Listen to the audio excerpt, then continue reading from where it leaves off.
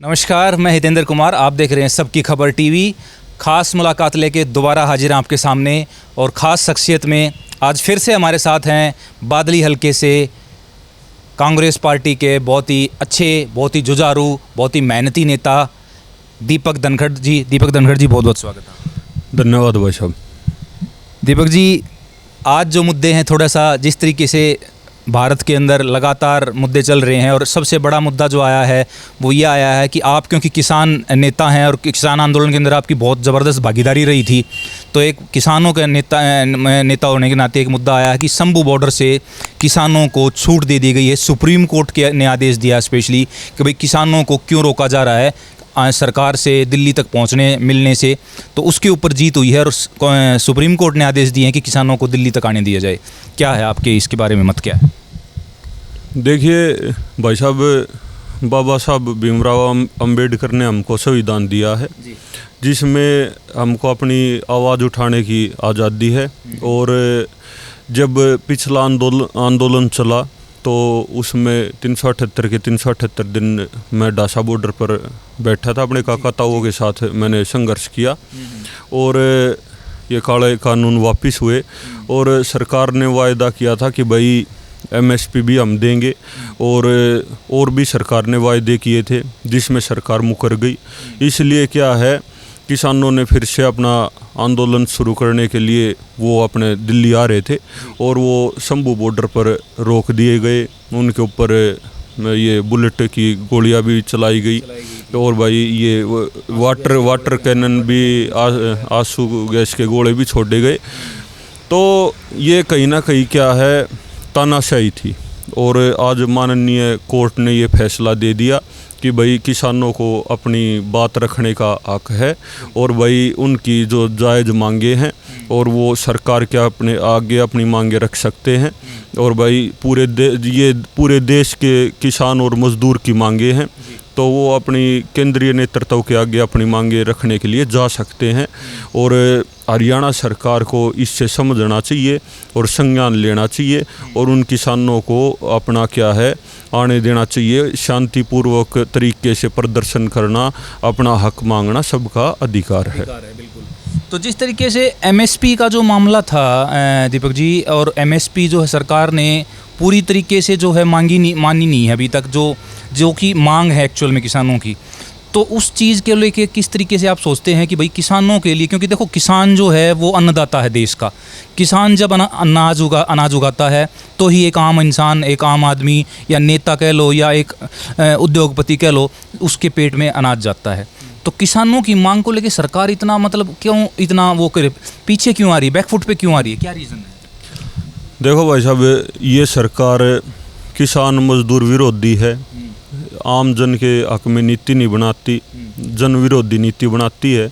और जब ये आंदोलन हुआ, किसान आंदोलन, इसमें 750 हमारे किसान भाई हैं वो शहीद हो गए। हम उनको श्रद्धांजलि भी अर्पित करते हैं। और भाई विश्व का सबसे बड़ा आंदोलन करना पड़ा। तो सरकार ने क्या है भाई, ये वायदा किया था कि भाई 2022 में हम किसानों की आय दोगुनी कर देंगे। लेकिन सरकार क्या है, किसानों की आय तो दोगुनी हो ही नहीं, उनकी लागत दोगुनी होगी और उनकी फसला के है जो रेट हैं जो उनको दिए जाने चाहिए थे वो भी घट गए। इस तक किसान के है कर्जे में डूब गया। तो भाई किसान, जैसे आपने कहा भाई 140 करोड़ देशवासियों का पेट भी भरा है, अन्नदाता है। तो किसान आंदोलन में सारे देश की भाई भावना, सारा देश के किसानों के साथ खड़ा था। इसीलिए क्या है, मोदी ने जो ये तानाशाह फैसला था इस पर यू टर्न लेना पड़ा और ये कानून रद्द करने पड़े। लेकिन किसान की हालत सुधारने के लिए उसको भाई एमएसपी भी अच्छी देनी पड़ेगी, उसको भाई अच्छे बीज देने पड़ेंगे, उसकी जो फसल पर लागत है वो कम करनी पड़ेगी। और भाई किसान की ये सारी चीज़ किसान के हक में नीतियाँ तैयार होंगी। किसान का कर्जा माफ़ करना चाहिए सरकार ने। तो सरकार क्या है, हर एक अपने दावे पर किसान और मजदूर में विफल हुई। इसके कारण ही वो अपना क्या है, अपनी बात शांतिपूर्वक ढंग से रखने के लिए आ रहे हैं और भाई सरकार ने उनको आने देना चाहिए। बिल्कुल। बिल्कुल सही कह रहे हो आप। तो अब जिस तरीके से महंगाई को भी लेकर भी अब लगातार, क्योंकि अभी मानसून शुरू भी नहीं हुआ है, इसके ऊपर महंगाई बढ़ती जा रही है, सब्जियां महंगी हो गई हैं, सारी चीज़ें हो गई हैं, तो ये भी कहीं ना कहीं किसानों से कनेक्ट करता है ये चीज़ें भी कि भाई किसानों को अगर पूरी तरीके से मुआवजा नहीं मिलता है, कोई दिक्कत आ जाती है, तो सरकार उनको पूरी तरीके से वो चीज़ें सुविधाएं नहीं दे पा रही हैं, जिसकी वजह से ये चीज़ें भी महंगाई भी बढ़ रही है। देखिए भाई साहब, मैं अपनी विधानसभा बादली का जिक्र करूं तो यहाँ पर क्या है, जल भराव की स्थिति रहती है, बहुत बड़ी समस्या है। और उस तक ये है, जल भराव तक ये है, किसान की फसल नष्ट हो जाए है, और किसान की फसल नष्ट हो जाए तो किसान अपनी जीविका भाई फसल पर चला हुआ है, एक पशु के ऊपर चला हुआ है, और तो वो अपने बच्चा ने अच्छी शिक्षा कैसे दे। तो इन सारी चीज़ों के ऊपर सरकार ने काम करना चाहिए था, लेकिन क्या है, हरियाणा सरकार भी विफल रही। इसने क्या है भाई, जब किसान की फसल नष्ट हो जाए तो इसने कोई मुआवजा नहीं दिया, किसानों की बात नहीं सुनी। किसान क्या है भाई, बार बार अपनी बात को उठाने के लिए भाई डीसी साहब के थ्रू ज्ञापन देते रहे, लेकिन सिर्फ ज्ञापन तक ही प्रक्रिया रहेगी, आगे क्या है इन्होंने कोई सूद नहीं ली। और ये आने वाले समय में भाई किसान और मजदूर क्या है, इस भाजपा सरकार को वोट की चोट पर सबक सिखाओगा और इसको क्या है सत्ता से दूर करेगा। और आने वाले समय में भाई चौधरी भूपेंद्र सिंह हुड्डा के नेतृत्व में सरकार बनेगी, जिसमें किसानों के हक में काम होंगे। और भाई पहला भी जब 2005 से लेकर 2014 तक जब चौधरी भूपेंद्र सिंह हुड्डा मुख्यमंत्री थे, तो एक नारा था भाई, हुड्डा तेरे राज में जीरी गई जहाज में, तो कि फसला के रेट मिला करते। तो भाई फिर किसान और मजदूर का 36 बिरादरी का भला होगा, तो चौधरी भूपेंद्र सिंह हुड्डा की आने वाले 3 महीने के बाद सरकार बनेगी। 2014 से 2004 से 14 की बात की आपने, मैं 2014 से 2024 की बात करूं, अगर 10 सालों में, पिछले 10 सालों के अंदर सबसे बड़ा मुद्दा एक जो निकल के सामने आ रहा है, वो आ रहा है क्राइम का मुद्दा, आतंक का मुद्दा। जो पिछले 10 सालों में दीपक जी जो क्राइम रेट बढ़ा है हरियाणा के अंदर, खासकर आज के दिन एक आम आदमी का जीना मुश्किल हो गया है। मैं आम आदमी की बात कर रहा हूँ, आज के दिन नेताओं पर दिन दहाड़े गोलियां चल रही हैं, बड़े बड़ी जो शख्सियत है उनके ऊपर दिन दहाड़े आके लोग गोलियां चला रहे हैं, उनको मौत के घाट उतार रहे हैं। मतलब इतना क्राइम बढ़ गया है कि कानून का, प्रशासन का डर खत्म हो गया है क्रिमिनल से। क्या रीज़न लग रहा है आपको? देखिए भाई साहब, ये सरकार कानून व्यवस्था बनाने में बिल्कुल विफल हुई है। और क्या है, ये सच्चाई बात है कि भाई दिन दहाड़े हत्या हो रही है, फिरौती मांगी जा रही है, अपराध बहुत बढ़ गया। और भाई युवा क्या है, बिल्कुल बेरोजगारी की तरफ धकेल दिया। और भाई जब खट्टर साहब सीएम थे, ये तो इन्हें चेहरा बदल दिया। जब उन्होंने कहा भाई ऐसा बयान दे दिया कि भाई कहाँ कहाँ हम क्राइम रोकें, तो भाई ऐसे बेतुके बयानबाजी जब ये करेंगे तो भाई इन तो फिर क्या उम्मीद लाई जा सके है। अगर इनसे प्रदेश नहीं चलता तो भाई ये अपनी कुर्सी ने छोड़ दे, किसी और ने मौका दे। तो ये इस तरह की बात है। ये कि है भाजपा सरकार बिल्कुल विफल हो चुकी है, लोगों में बिल्कुल विफल हो चुकी है। और भाई ये कि है, इसमें क्राइम में नंबर 1 है, बेरोजगारी में नंबर 1 है, हर एक चीज़ में इनकी के विफलता है। जो आने वाले 3 महीने के बाद क्या है, एक बार फिर से शांति बनेगी। और भाई जो ये अपराधी हैं, इनको पहले भी जैसे 2005 में हुड्डा साहब आए तो भाई ये सारे प्रदेश छोड़ गए थे, हुड्डा साहब आमती एक बार फिर से शांति कायम होगी। क्योंकि दिन दहाड़े जैसा देखा हमने, कल का ही अगर वारदात लें हम, कल एक जेजेपी के बड़े नेता रविंद्र सैनी को दिन दहाड़े 4 बदमाशों ने गोली मार दी। 4 दिन पहले एक खबर है, हमारे झज्जर की खबर है, एक अच्छे गौ भक्त हैं मिस्टर सुनील निमाणा जी, उनको मतलब ये लगा लो मौत के घाट उतार ही दिया था। वो तो बाई चांस की बात थी कि वो गोली नहीं चल पाई, तो उनको ऊपर घटना हुई। पीछे जो है केस दिन दहाड़े झज्जर में एक जो अपना चुनाव भी लड़े थे, वो उनको दिन दहाड़े गोली मार दी गई थी। एक खुद बीजेपी पार्टी की नेत्री को फ़ोन पे धमकियाँ आती हैं। तो ये चीज़ें क्राइम बढ़ रही है, ऊपर से नशा बढ़ रहा है। बादली हल्के से आप आते हो दीपक जी, बादली हल्के के अंदर आज के दिन युवा जो है वो रोज़गार तो छोड़ो, मतलब काम धंधा तो छोड़ो, वो नशे की तरफ भाग रहा है। नशा ही नशा मतलब चरम सीमा पे पहुंच गया है। क्या रीज़न लग रहा है? देखिए भाई साहब, इसका यही रीज़न है कि भाई युवाओं को रोज़गार देना चाहिए, जिससे वो क्या है डिप्रेस होकर इस तरफ ना फिसलें, नशे की तरफ। रोजगार इसका मेन मुद्दा है। हाँ, रोज़गार मेन मुद्दा है, नशे की तरफ ना जाएं। और मेरा तो सभी युवा साथियों से यही अपील रहेगी कि भाई अपनी मेहनत करें, संयम रखें, और भाई के है रोज़गार आने वाले समय में मिलेंगे। और आप देखोगे, मैं जैसा मैंने बताया भाई, क्राइम की जो ये क्राइम की घटना हो रही हैं, हम इसकी कड़ी निंदा करते हैं। और के है भाई, सरकार विफल हो चुकी है, सरकार कोई भी फैसले लेने में, इस तरह आपराधिक घटनाएं बहुत बढ़ रही हैं, सरकार कोई भी सख्त कदम लेने में मतलब पीछे हट रही है और विफल हो रही है।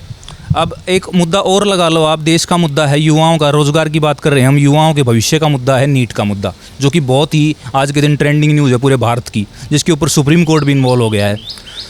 बिहार से बंदे पकड़ लिए गए हैं, उनको उनके ऊपर रिमांड चल रहा है।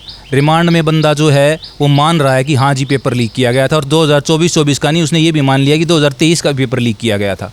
क्या कहोगे इस बारे में? देखिए भाई साहब, जब तक इनकी सरकार आई, भाजपा की सरकार आई, मैं अपने प्रदेश की बात करूं, हरियाणा की बात करूं, तो भाई सारे पेपर लीक हुए हैं और सारे कोर्टा के अधीन इनकी भर्तियां हैं, इनने कोई फेर भर्ती नहीं करी। सेकंड बात ईब आवा है नीट की, जो आज के दिन चल रहा है, उसमें के इन 24 लाख जो विद्यार्थी हैं जिनने एग्ज़ाम दिया, उनका भाई भविष्य इन अंधकार में कर दिया। वह बैठे हैं बाट में भाई के होगा के ना होगा। और जो भाई इन पकड़े हैं, इन CBI ने पकड़े हैं, उनने खुद यह बात एक्सेप्ट करी है कि भाई हमने 2023 में भी लीक कराया था और ई फिर लीक कर दिया। तो भाई इनका इन्वॉल्वमेंट के बिना इतने बड़े पेपर, सरकार के इन्वॉल्वमेंट के बिना इतने बड़े पेपर लीक तो नहीं हो सकते। तो भाई इनका इन्वॉल्वमेंट है, ये बस अपना वो भरले हैं, और इन भाई विद्यार्थियों था कोई लेना देना नहीं। ईब का तो मान लो बस ये 400 पार का नारा था, ईब इनकी 241 आई हैं। और भाई हरियाणा में मैंने कहूँ ये साफ हो जाएंगे, इनकी भाजपा की आड़ेत है 5 या 7 सीट आऊँगी बस। कहीं ना कहीं ये बहुत बड़ा घोटाला हुआ है, मानते हो गए आप इस चीज़ को, और मतलब इस चीज़ के ऊपर बड़े बड़े लोगों के हाथ हो सकते हैं अगर अच्छी तरीके से इसकी जांच की जाए तो। यह घोटाला की ये सरकार रही है। आप न्यू देखोगे हरियाणा में, देखो आप शराब घोटाला, रजिस्ट्री घोटाला, और भी ना जाने कितने घोटाले हुए हैं। और भाई ऊपर आप देखोगे तो भाई ये अडानी और अंबानी के कितने, ये सारे पूंजीपतियों की सरकार है। और आप देखोगे कि इसमें यो भी एक बहुत बड़ा स्कैम है। इसकी ये जांच जैसे जैसे आगे बढ़ेगी तो भाई इसकी जड़ें बहुत आगे तक जाएंगी, और इसकी क्या है निष्पक्ष जांच करनी चाहिए, क्योंकि भाई ये हमारे युवा क्या है, हमारे देश की धरोहर हैं ये विद्यार्थी, इनके लिए भाई बिल्कुल वो होना चाहिए, निष्पक्ष जांच होनी चाहिए, ताकि आगे के लिए ये सेफ रहें। बिल्कुल सही कहा आपने। विधानसभा चुनाव का समय आ रहा है दीपक जी, तो विधानसभा चुनाव के ऊपर किस तरीके का माहौल है, किन मुद्दों को लेके आज के दिन आप लगातार, आप भी गांव में जुड़े रहते हैं, काम करते रहते हैं, लोगों के सामाजिक कार्यकर्ता भी हैं आप, बादली हल्के से पूरा समाज के साथ, लोगों के साथ जुड़े रहते हैं, काम करवाते हैं उनके, तो आज के दिन इस सरकार में, बीजेपी सरकार अभी चल रही है, इस सरकार के अंदर क्या लोगों के मुद्दे आ रहे हैं जिसको आप उठाने वाले हो आगे? देखो,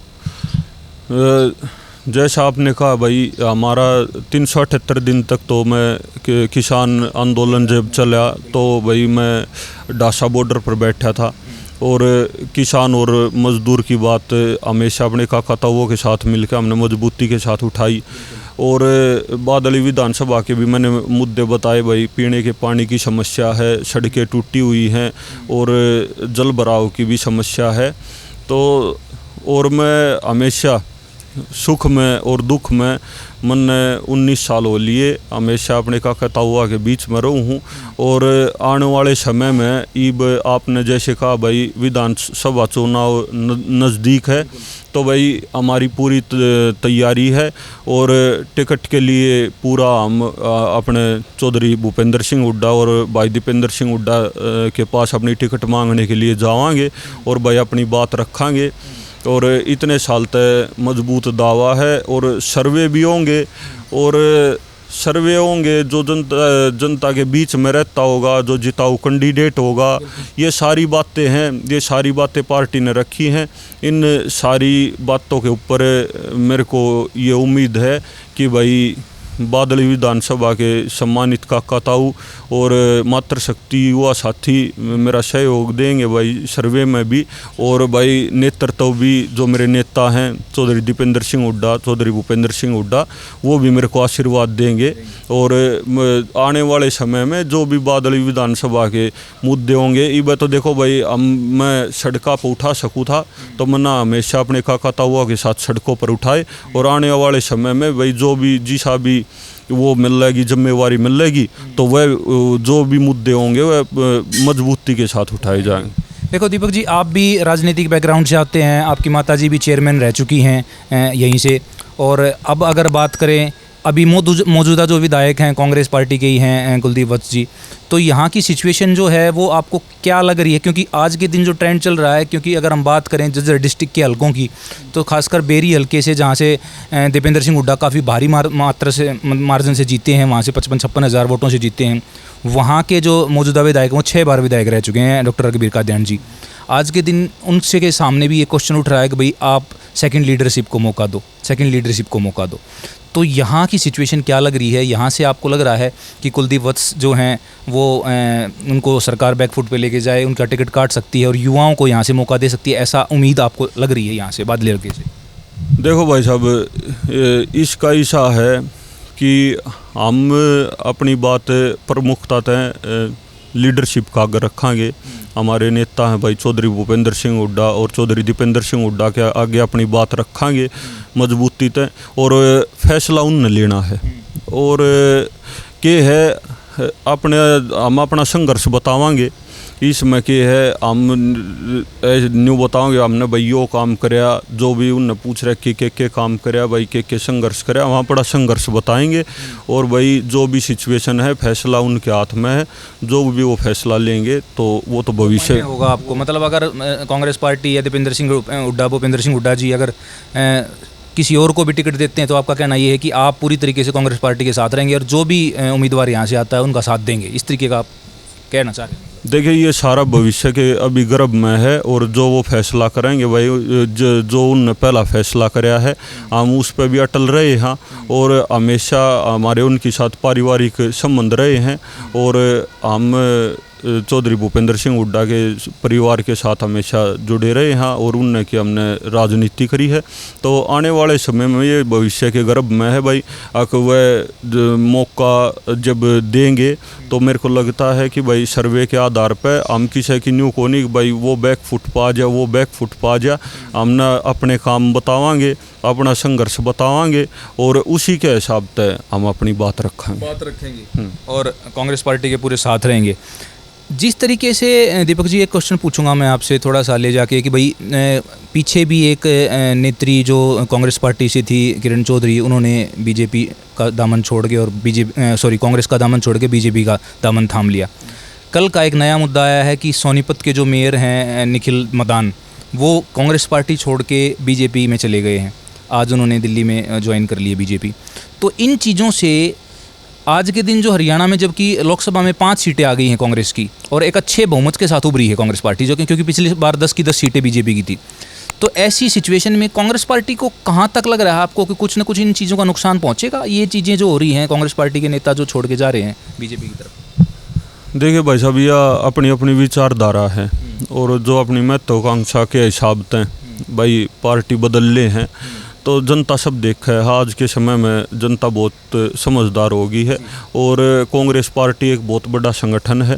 तो इसमें क्या है, चुनावी समय में भाई आते जाते तो रहे हैं नेता, तो कांग्रेस पार्टी का कोई फ़र्क नहीं पड़े। और आने वाला समय चौधरी भूपेंद्र सिंह हुड्डा और चौधरी दीपेंद्र सिंह हुड्डा का है, और आप देखोगे कि भाई उनके नेतृत्व में 80 तो ऊपर सीट आऊँगी, और भाई इन जान तक कोई फ़र्क ना पड़े। फ़र्क नहीं पड़ने वाला है। और क्योंकि सरकार भी आज के दिन मतलब अल्पमत में है, तो उसके ऊपर भी चीज़ें चल रही हैं कि भाई पूरी सीटें नहीं मिल पा रही हैं, विधायक जो हैं पूरे नहीं हैं, तो उस चीज़ के ऊपर लग रहा है आपको चुनाव से पहले कोई डिसीजन होने वाला है? इस तरह का कोई सामने आपके इस चीज़ का आया हो कोई मुद्दा?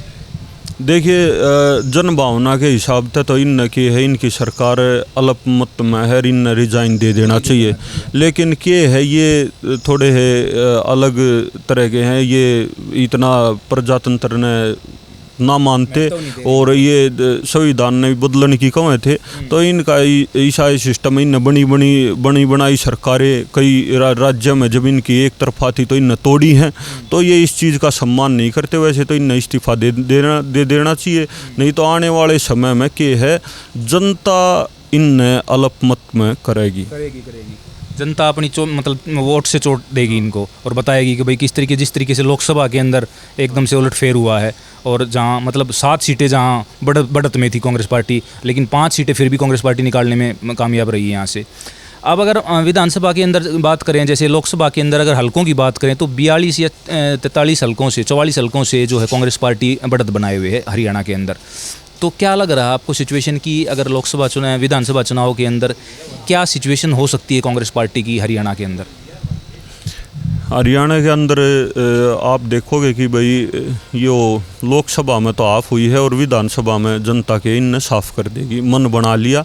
और बिल्कुल उत्साह के साथ कांग्रेस पार्टी इसका इंतज़ार कर रही है, इलेक्शन का कर रही है और जनता में बहुत रोष है और वो यहाँ पर बदलाव करेंगे और चौधरी भूपेंद्र सिंह हुड्डा को मौका देंगे मुख्यमंत्री के तौर पर। आप लगातार दीपक जी 17 सालों से आप जुड़े हुए हैं कांग्रेस पार्टी के साथ, तो क्या मन में कुछ ऐसा आता है कि क्योंकि आप आज के दिन अपना दावा पेश कर रहे हैं बादली हल्के से विधानसभा के लिए टिकट मांग रहे हैं आप, 1% अगर ऐसा चीज़ें होती हैं कि किसी टिकट कहीं और जाता है तो क्या दिमाग में आता है कि भाई मैं निर्दलीय लड़ूं या किस तरीके का कुछ है, ऐसी सोच है दिमाग में?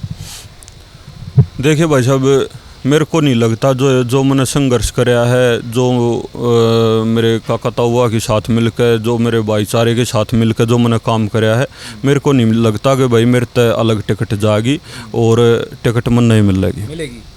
मैं तो 1% की बात कर रहा हूँ कि 1% नहीं मिलती है तो कोई ऐसा दिमाग में है, मन में है कि भाई मैं जब मेरा समाज देखो जन समर्थन आपके साथ है, आपने मुद्दे उठाए हैं, आपने काम कराए हैं लोगों के, आपने लोगों से जुड़ के उनके जितने भी काम हैं हर तरह का मुद्दा सरकार तक पहुंचाया है, किसानों के साथ आप खड़े रहे हो, तो सरकार जेन्युइनली सोचेगी। हुड्डा जी भी इस चीज़ को देख रहे हैं, लेकिन अगर 1% थोड़ा सा चीज़ें इधर उधर होती हैं तो दिमाग में निर्दलीय का कोई है? 1% भी भाई साहब कोई दिक्कत को नहीं, 100% टिकट मिल जाएगी और टिकट पे मैं चुनाव लड़ूंगा।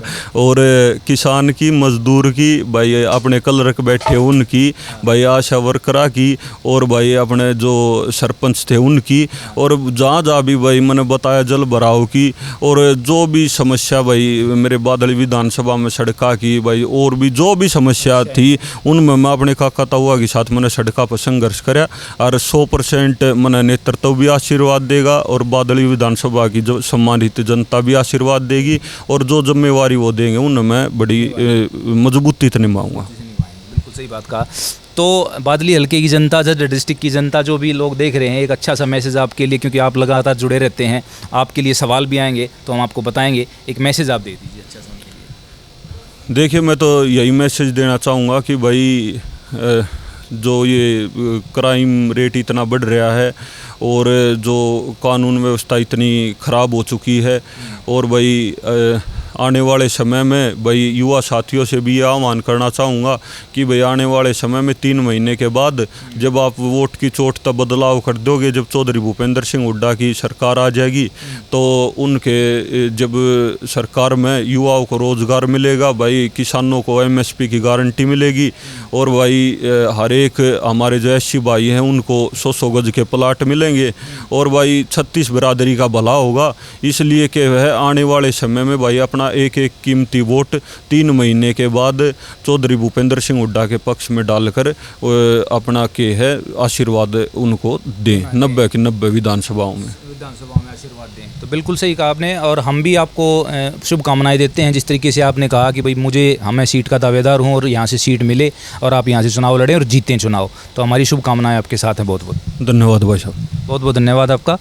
तो हमने आपको विचार सुनवाए दीपक धनखड़ जी के, जो कि बादली हल्के से आते हैं और उन्होंने पूरे भारत के ऊपर जो समस्याएं चल रही हैं, जो आज के दिन मुद्दे हैं, उनके ऊपर अपने विचार रखे और बादली हल्के से वो टिकट का दावा पूरी तरीके से मजबूती से कांग्रेस पार्टी की तरफ से मांग रहे हैं कि यहाँ से मुझे टिकट मिले तो मैं कांग्रेस पार्टी को बादली सीट से बिल्कुल बड़े मार्जिन से यहाँ से जीत के निकलेंगे और हरियाणा के अंदर भूपेंद्र सिंह हुड्डा जी की सरकार आएगी और लोगों के काम होंगे। और क्राइम रेट, जो जिस तरीके से हमने बात की, क्राइम रेट, रोज़गार, किसानों के मुद्दों को लेकर सरकार काम करेगी और लगातार आपके लिए काम करती रहेगी। तो वीडियो को लाइक कर दीजिए, शेयर कर दीजिए, कमेंट्स के जरिए आपके सवाल ज़रूर पूछिए, क्योंकि आपके सवाल हमारे लिए बहुत ज़रूरी हैं। किसी भी नेता से आप सवाल पूछना चाहते हैं, हम आपको सवाल का जवाब ज़रूर दिलवाएंगे। और किसी खास मुलाकात से आप हमारी चाहते हैं कि हम किसी खास पर्सन की आपके सामने मुलाकात कराएं, तो आप अपने सुझाव ज़रूर दीजिए कमेंट्स के जरिए। देखते रहिए सबकी खबर टीवी। बहुत बहुत धन्यवाद।